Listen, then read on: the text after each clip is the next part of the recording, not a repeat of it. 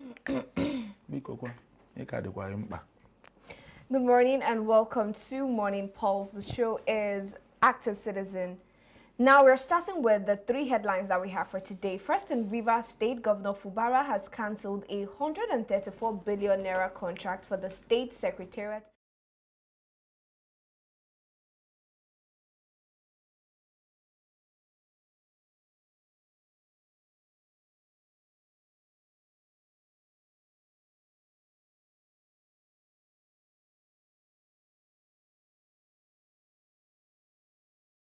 A court has upheld an order maintaining status quo to halt convention scheduled for November. And on the streets, a viral complaint. A female passenger accuses an InDrive driver of plotting with robbers during a ride. Now, the said driver has come out to deny it. Are we seeing a situation of truth, lies, or just clear misunderstanding? Well, we're starting first with what is happening in Rivers State, but I'm not doing this alone. Joining me in the studio, I have with me Ifoma Oji. The beautiful Ifoma Oji. Thank you so much. Yes. I was waiting for that part. Oh, and Mr. Daniel Sacramento, comrade Sacramento. Good morning. How are you doing? Good morning. How are we all doing today? We are doing fine. I really like your look today, Ifoma. It's giving young, giving chic. Oh, thank you so much. Now we've seen the headlines that we have for today. We want to start all the way in Rivers State. So just to give us a background story, before now, when Governor Fubara was reinstated as governor of Rivers State, we saw what he did, sacking some commissioners because for whatever reasons, he just made his political judgment and he sacked some commissioners. And I remember we had the conversation, is this him fighting back in a way? And we made our conclusion and we said we're going to sit back and watch as it unfolds. Well, we are seeing as it's unfolding because he has come now to take back a 134 billion contract that was awarded to refurbish the state secretariat that was awarded to CCEC. And not just that, he even went further to demand a 20 billion naira refund. Mr. Daniel Sacramento, I'm going to ask you the question that I asked when we had that story. Do you see this as Fubara fighting? Okay, thank you, Sharon. The issue here is Fubara is not fighting, but Fubara is taking charge. Difference. That's what he's doing. He's taking charge as an elected governor of Rivers State. Now, looking at the award of 134 billion for the refurbishment is totally unacceptable. Now, remember, IBAX was an illegal administrator because in the Constitution, there's nothing like sacking of a governor and instituting a sole administrator. Now, he has no jurisdiction to award any contract. He has no jurisdiction. Okay. What he was supposed to be doing in River State was just to hold grounds till 6 months. Yeah. Trying to, mend fence with the warring factions, if need be, because he was sent there in the order of the president. Now, the president acted illegally in so many things. Yes, he has power, but not to suspend, because you two were elected. He was elected the way the governor was elected. So, ABAS has no business awarding contracts, if not just that this is a country where illegality thrives. Rule of law. There's no rules of law. He even went as far as conducting an election. That one too. You see, the judiciary system we have in Nigeria is in comatose. On a normal, there is no way that election should hold waters for any reason. It's illegal. It is. And there is no other way to brand it or to call it name. It is totally illegal. It is totally unacceptable for him to wake up to go. So who approved when there was no legislator in Rivers? Who approved the 134 billion? Good question. Who did it? So you found out that Ibas should be in 3 prisons by now. He should be, because this is totally rubbish. You know, this administration has really messed the good thing people have been trying to salvage the country. And no wonder they say they are going to continue the way Buhari did. Exactly. Even Buhari self didn't even take some unnecessary steps. Because, I mean, we had people who were checkmating some certain things. There are some things that shouldn't have happened. So you're saying there's just a high level of illegality? It's very, very illegal. So Fubara is doing the right thing. He is in the right step. He has to revoke every business that transpired between Ibas and anybody. What about the by-elections? The by-elections, he still has the right to call it off. He has the right to do that if he so wants to do it. The House people who's generated this madness have the right to say that that local government election will not stand. And once if the governor says he doesn't want it, they go to court, and those people will be removed entirely. So the high level of what we are seeing transpire in Rivers State is just that the president is doing the bidding of one man, trying to truncate. Look at the level of corruption that we are talking about. Who is fighting it? What right does Ibas have to go and pass 134 billion and even give 20 billion in advance in a secretariat where the governor himself, before the emergency rule came on board, he was on it to rebuild and to do every other thing. So how would a man that is illegal, who gave him the right to do signature, to release funds? You know, Informer, Mr. Daniel and Informer, they said that when some people came from to visit the secretariat, they went to a particular floor, and they said that particular ground was as bad as Gaza. Worse. That is worse than Gaza. I mean, so it was. They're trying to say it was in a bad condition, and that was what pushed him to award 134 billion naira for the reform. He let that place be worse than hellfire. The truth, what we are saying here is that he has no right. Exactly. He is there on an interim basis. He has no power. He has no jurisdiction to go and, tamper with funds. He has no power to that. Who should be funding him should be the president who brought him there. Not tampering with the River State, because he's an illegal entity sitting in River State. But Informer, now let me ask you, a lot of people have, not a lot, but some people have come out to say that Fubara should not concentrate on the past, meaning he should not focus on what Ibas did when he was in power, but he should concentrate and focus on the future and how to lead. So all the whole going back to what Ibas did, sacking commissioners, now taking back the contract that was awarded by Ibas, that he should focus on the future. Well, what's your take on that? No, I think for me, I feel like that is more like it's not really cool, because I feel like you should try as much as possible to correct a lot of things from the past. He left that position in a terrible way, you understand? So like Mr. Daniel Sacramento said, what he's trying to do now is to claw back control. He is in control. He knows how much he left in the pause before the emergency rule was declared by the president. So he needs to, at least to a very large extent, I remember I mentioned that time that he needs to at least account how much was left in the pause and the projects that were left undone. Like he equally said here that this was a building that he was already working on. So the man that was actually giving the, what is it called, Ibas, had no right in the first place to award 134 billion naira. See what happened.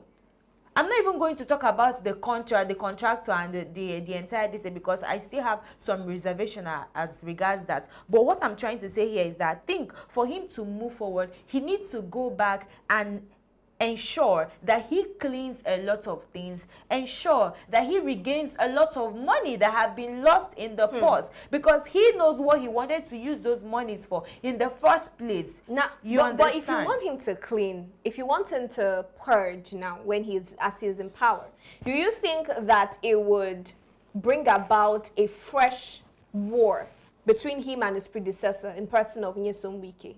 I think there's possibility, but at the end of the day, he has the power. This is a state, and he is the governor of the state. So he should decide what goes on in the state. If anybody is having problem with how he is ruling the state, then they should go to court. Okay, exactly. Then they should go to court. Now, but we were seeing that we've just seen one contract, Mr. Daniel. Do you think that going forward we are going to see more questionable contracts that were awarded during Ibas's term? Definitely, there's a lot of illegalities that happened during the course of the emergency rule, 6 months emergency rule. There are a lot of illegalities that happened. Now it's left for the people of River State to come up and take River State back. You know, that state belongs to them. Not the state cannot be for one man. The state cannot be for the president. Mm-hmm. President is from Osun State. You understand? So this is River State.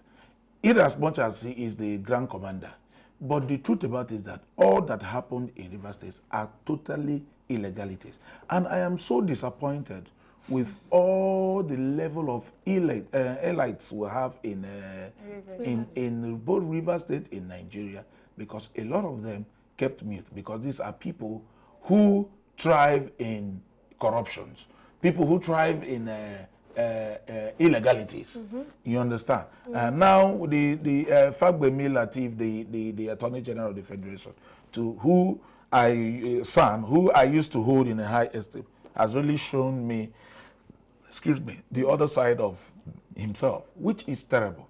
Mm-hmm. Now, the River State Governor, Fubara, is doing everything humanly possible to clean up a lot of mess.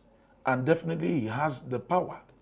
He has the constitution behind him to clean up the mess that the Ibas did. But sorry, just final question, Mr. Daniel. You said he has the constitution backing him up. Yes.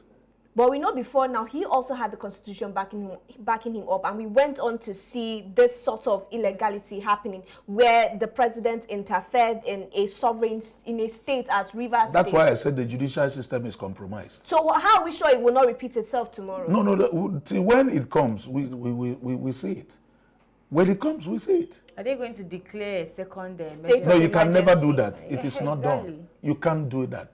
So he has the power within himself, you know, to make River State great again. But another thing is the House members who started the fight.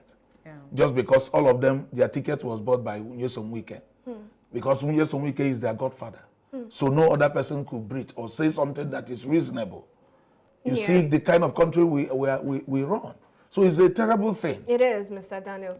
Okay, now just to wrap it up, we're just hoping that the judiciary just sits up and do what they're supposed to do. Still talking about the judiciary, we have to move over to what is happening now in the PDP. So before now, there is a national convention that was slated for November.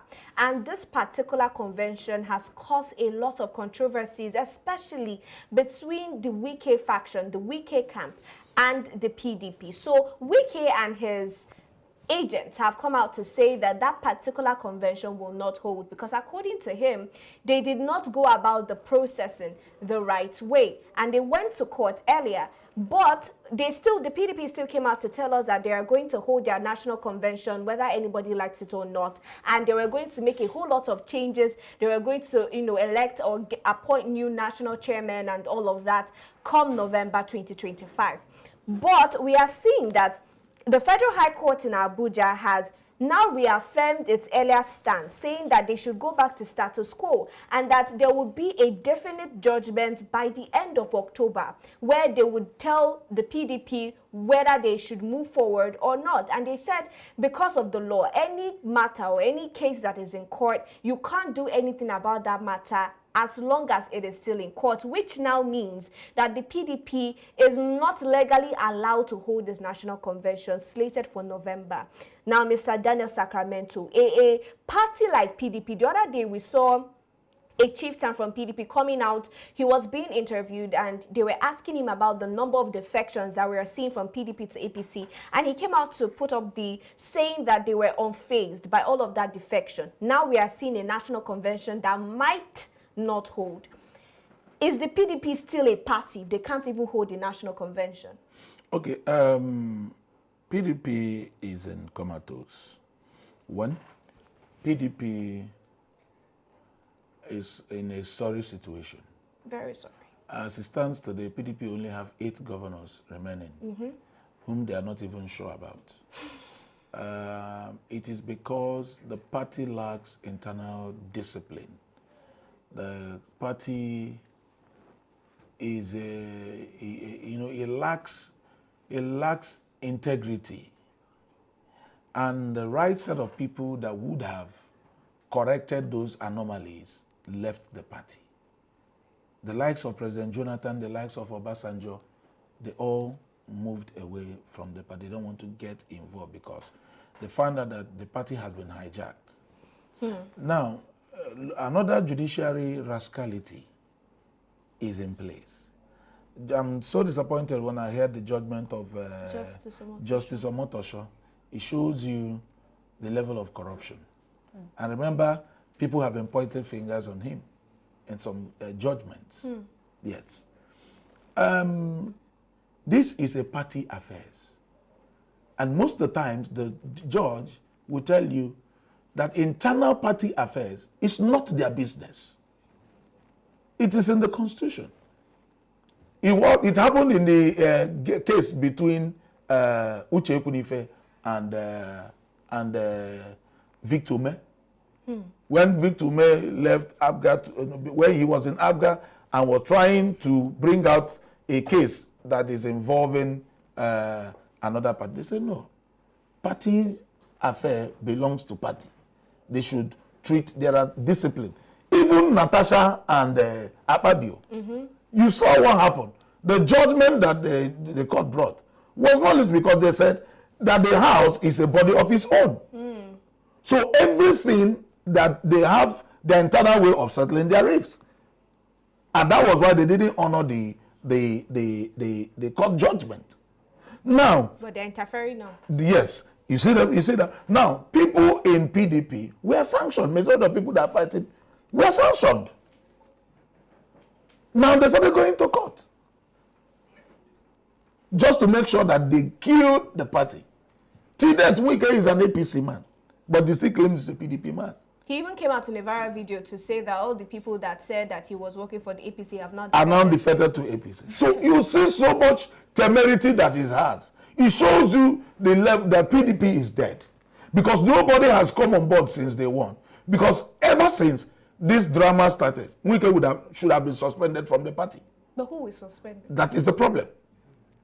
All of them are also, it's the same people wearing the same uniform, doing the same attitude, having the same, there is no integrity in them.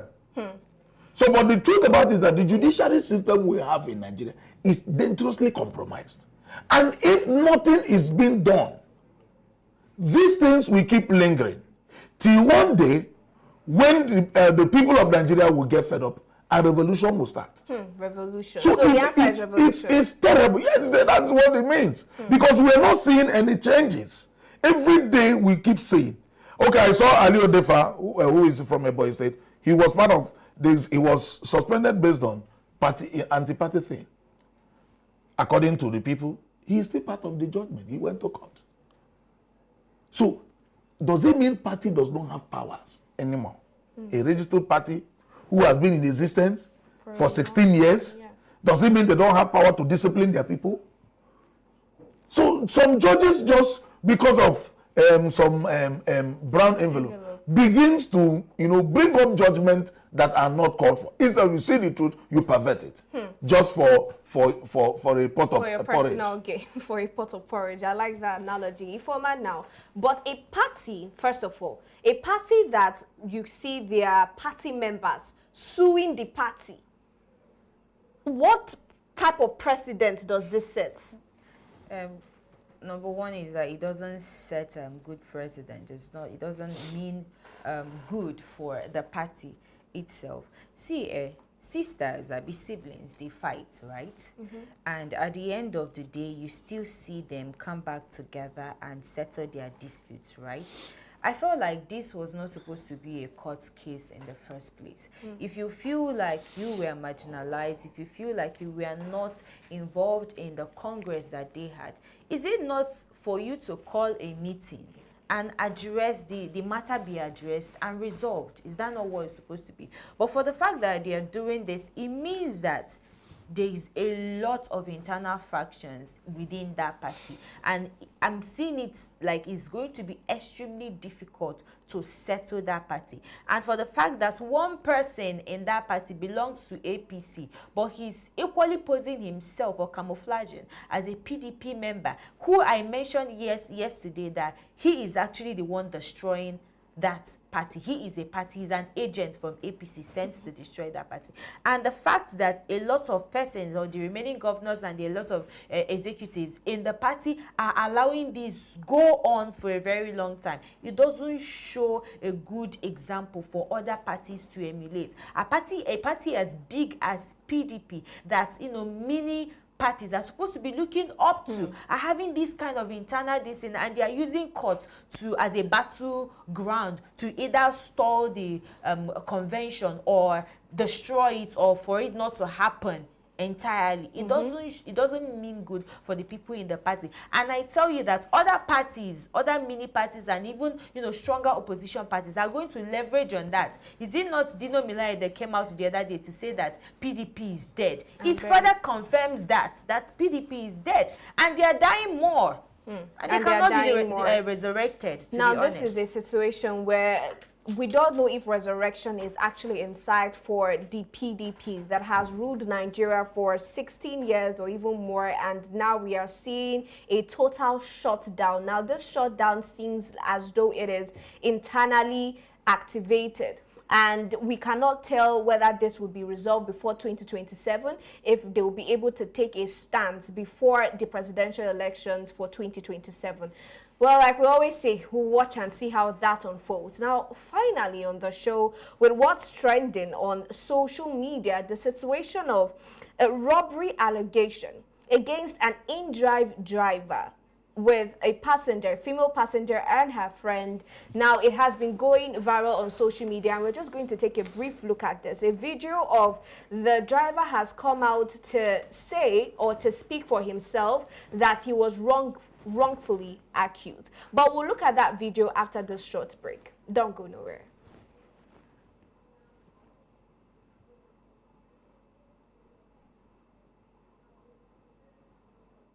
Citizen Farms, turning waste into wealth. Every farmer knows the struggle of the rising feed costs, wasted produce, and shrinking profits. But what if the solution has been right under your nose? In fact, in nature itself. At Active Citizen Farms, we unlock the secret of the black soldier fly larvae, tiny creatures with a big impact. Our maggots, pre-pupae and pupae, are packed with natural protein, giving your fish, chicken, pigs, and turkeys the healthy boost they need to grow faster and stronger. The impact you'll see: healthier livestock that grow quicker and resist disease. Lower feeding costs, so your money stays where it belongs, in your pocket. Cleaner fats, as waste is recycled into valuable feed instead of rotting away. Bigger harvest and higher profits, giving you the power to expand your farming business. But we don't just supply, we walk the journey with you. Through hands-on training, we show farmers how to harness this simple innovation, turning everyday waste into a steady stream of feed and income. This is not just about farming, it's about food security, sustainability, and prosperity. By choosing active citizen farms, you're not only feeding your animals, you're feeding Africa's future. Active citizen farms, smart farming, healthy animals, prosperous farmers. Active citizen farms, unlocking the power of black soldier fly larvae, turning maggots into money.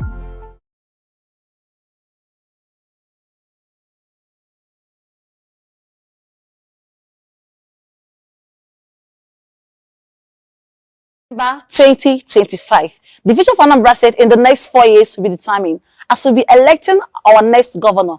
That's what I present to you guys this governorship debate. That is not your regular kind of governorship debate. This is voices beyond the front line, where you get to stay in one room with the governorship candidates and hear them talk about their manifestos, the plans, and their targets. You get to sit and hear them talk. You get to ask them questions and get clarified. And by so doing, you can easily dictate who you want to elect on the election day, right? So this is amazing, I know. So join us at Hollywood Event Center on the 24th of October, 3 p.m. Let's hear these men talk and make the choices we deserve.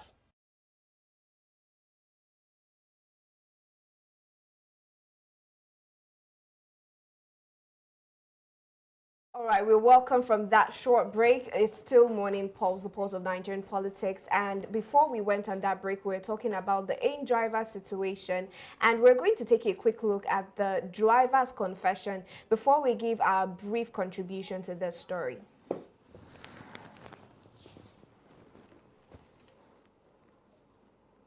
Nigerian. My name is Oluwatosin James Ogunsanwo. I'm the InDrive driver that lady went everywhere broadcasting my name that I gang up her. What actually happened, I picked them on ride from Surulere, Bode Thomas, going to Mafoluko. And along the line, while we were on the express on the Ikorodu Road, I noticed that all the lights went off. But because I was on speed, the car was still moving. I managed to move away from express to service lane. And I saw a light, this street light. That was where I parked. And I saw one malam by the gate. I pleaded with the man that, please, this car is faulty, I want to fix it. The malam was there. While I was fixing I jumped down. They said they want to come down, they want to come down, they want to come down. I opened the door for them. And after that, I make a call across to my rewire because I picked the car up on Friday night and I brought it to, and I don't use it to work. So I called the rewire. What could be the problem for this issue when it happened? He said I should go to a certain place. There is wire that comes from the fuse onto the wire, onto the battery. That if that wire cut, then that means it's. Now, we just saw that video from the InDrive driver, and just to summarize what he was trying to say, he said his car developed fault and he was trying to fix it when Agberu boys, now Agberu means tout, came to harass him for money, and they asked for about 20K. And instead of negotiating with him, they went to start negotiating with his passengers because she made a comment saying that the money that they were requesting for was too much. Now, in the course of that negotiation, they concluded that she was going to send them 8,000 naira so that they could leave them alone. And she transferred 8,000 naira to the tout.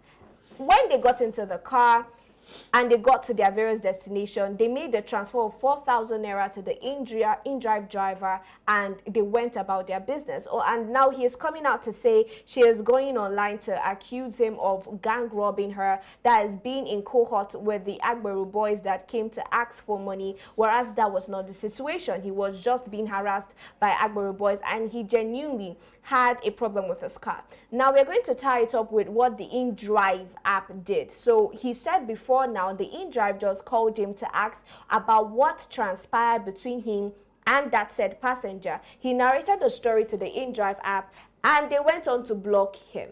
People are now dragging InDrive for not doing due diligence by conducting investigation, a proper investigation, before coming out to block the driver. Now, the first question, which is not, I just wanted answered briefly, is do we think that social media justice is damaging real investigations in cases like this, Ifoma? Okay. I don't completely think so. or maybe so. But the thing here is that there is a possibility that this is true and there's a possibility that it's false. How is it true and how is it false? The ladies might actually be in a situation whereby, I mean, they might actually be harmed if they didn't act or react the way they did. You understand? That is paying the money that they are supposed to pay. So they might actually be trying, or it was an attempt to kind of prevent further harm on them.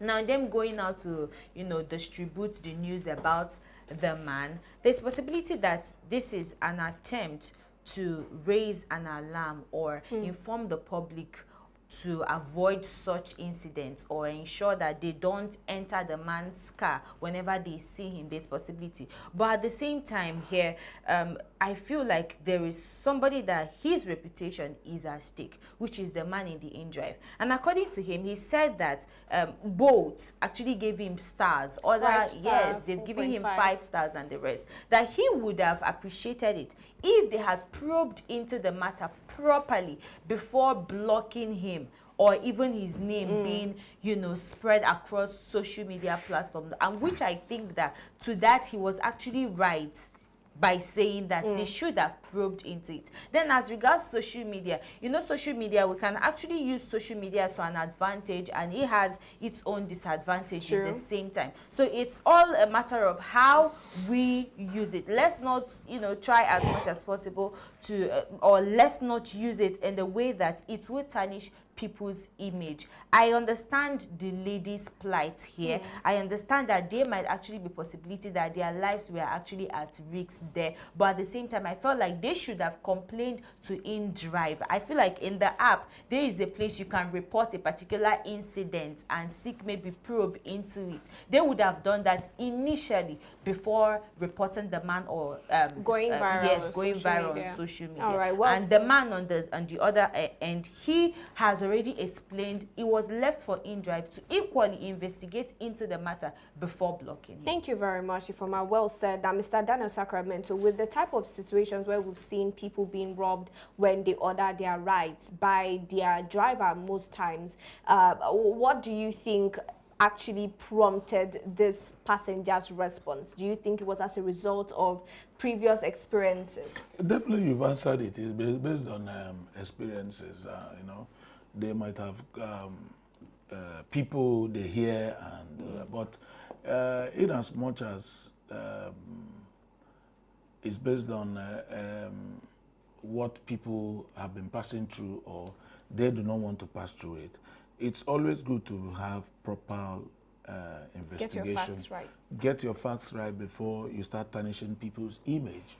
And the company that the guy is working with, the InDrivers thing, they would have done a proper investigation, and they have no power to convict when things are not being properly investigated by the agencies that are that should be.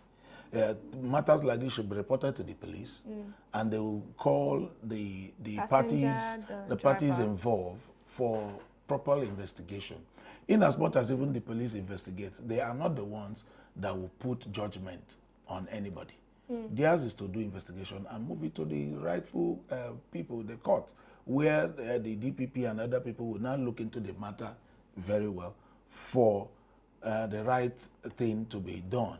You understand? So that's why they said that a person is not convicted until found guilty. So they didn't follow the procedure properly, you know. And if going by what the guy have said, people who live in Lagos knows that things like this happens. We've seen it. I've told people the story when I was at my Bridge. I was almost a victim of it. But because of the ideas I used, one of the Agberos who was approaching me and said, Egbon, this way they put hand inside cloth. And person no go chop. You understand? So it does happen.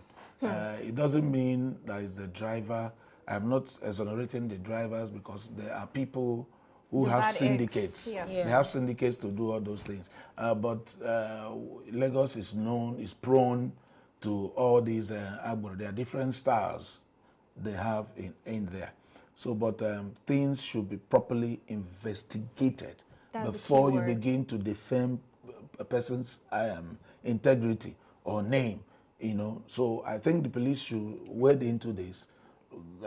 All the whole party should be invited and look at their stories and see who is saying the truth and who is not. Well said, very well said. Thank you very much, Ifoma ODM, Mr. Daniel Sacramento, for your thoughts in our stories thus far. To our viewers as well, we thank you for engaging with us. If you're yet to follow us across all social media platforms, please do so.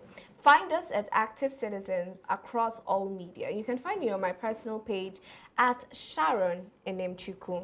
And you? You can find me on Facebook at Oji Sophia and on Instagram at Miss Alex. And for Mr. Daniel, he'll always be in the studio. Till we see you this afternoon for As E Day Hot. Do have a good morning.